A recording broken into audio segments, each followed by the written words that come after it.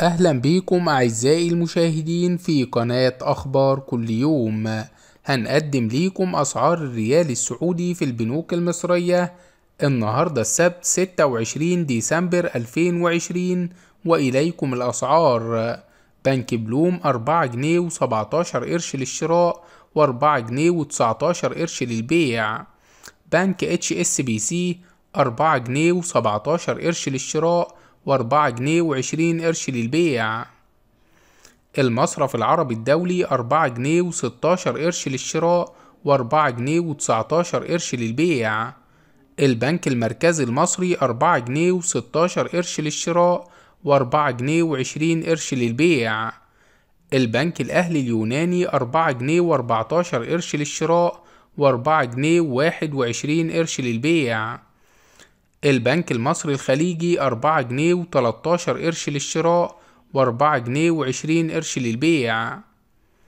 البنك الأهلي الكويتي وبنك عودة 4 جنيه و12 قرش للشراء و4 جنيه و20 قرش للبيع. بنك كريدي أجريكول إيجيبت 4 جنيه و10 قروش للشراء و4 جنيه و19 قرش للبيع. مصرف أبو ظبي الإسلامي 4 جنيه و10 قروش للشراء و4 جنيه و20 قرش للبيع. بنك الإسكندرية وبنك التنمية الصناعية 4 جنيه و9 قروش للشراء و4 جنيه و19 قرش للبيع. البنك التجاري الدولي والبنك المصري لتنمية الصادرات والبنك الأهلي المصري 4 جنيه و8 قروش للشراء و4 جنيه و19 قرش للبيع.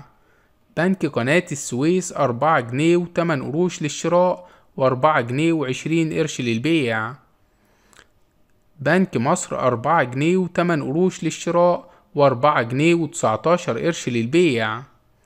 بنك الكويت الوطني والبنك العربي الإفريقي الدولي 4 جنيه و6 قروش للشراء و4 جنيه و20 قرش للبيع.